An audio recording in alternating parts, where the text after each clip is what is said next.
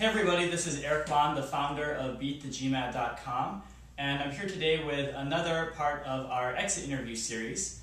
Exit Interviews is my new initiative to talk to actual members of the Beat The GMAT community who have gone through the entire MBA admissions process successfully.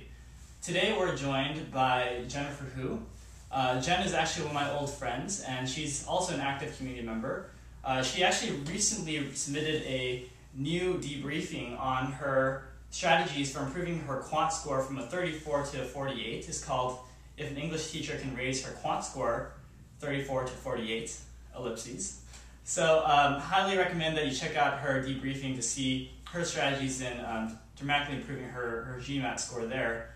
And of course, Jen is here today because she recently was accepted to a wonderful MBA program, the Ross program at the University of Michigan, and she has generously decided to take a little bit of time to speak with us to share her experiences in applying.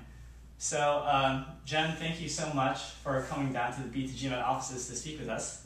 And I'm going to jump into my first question I ask all members who come to this interview, which is, who are you? Hi everyone, thanks for having me, Eric. It's exciting to be part of this new initiative. Who am I? Okay, well, I am an educator and a lifelong learner. Eric and I were just joking about how I might even do a dual degree in public policy, which might end up with 3 years. So I do love school. I love also bringing that experience to people in whatever context I'm in, whether it's leading a nonprofit or building a career mentoring program or building new curriculum and new partnerships for my school. So I would say that I'm someone who likes to bring people together to share new experiences, especially ones that will enrich their view of the world. That's great. So you're a school teacher. Mm-hmm. That's right. Why do you want an MBA? I love that question because it's always so surprising, especially to my friends who are in business and who say, what? I thought you were going to be this bohemian novelist. I thought you were going to be basically dirt poor, right, for the rest of your life, and I can live vicariously through your artistic dreams, right? That's right. So I said, no, that's actually not all of who I am, and part of the reason I wanted an MBA was, okay, not just to defy some, perceptions of me, although that's really fun and a nice added benefit. Mm-hmm. Really, though, I was working in education, and I found myself in leadership roles, in managerial roles, ones I wanted, ones I created for myself. So in a way, I got kind of bitten by that business bug. This idea of basically having these skills allows you to have an impact beyond a classroom, beyond a school, hopefully to a district or to the education system in general. So what I'm looking for in an MBA is a role that will allow me to work on organizational strategy, improving operations. And when I talk to people about that, they thought, well, maybe you should go into consulting for a while and see what that's like. So that's kind of why I'm going for an MBA, to do a career switch and hopefully bring back more to education in the long run. So it's funny that you mentioned defying expectations because so I've known Jen actually for many years. We went to college together at Stanford, and never would have expected this direction in your career too, but it's exciting to see. So great response to why an MBA, but so why Ross then specifically? Right, it took me a while to actually see University of Michigan as pretty much the perfect school for me. It's not like you wake up one day and think, I want to spend 2 years in Ann Arbor. Yes. So I actually applied the second year that I applied to Ross, knowing this is the right place for me. First of all, they have a dual degree in education and business, which not many top MBA programs have.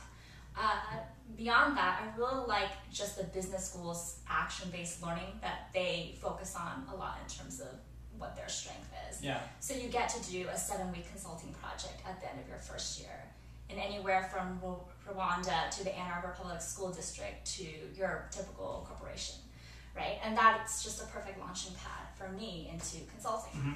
So beyond that, though, I think what everyone really is looking for in business school is also just the right community, right? Because you say business school is for your network, but I really think that your network is only as good as the relationships you can build with people while you're there. And I got a really great sense of the community spirit at Ross. Yeah. I'm a school person, I'm an educator, so school spirit counts for a lot, and there's a reason why people would leave their homes and go to Ann Arbor for 2 years, and it's not for Ann Arbor, it's for the community, and that really spoke to me.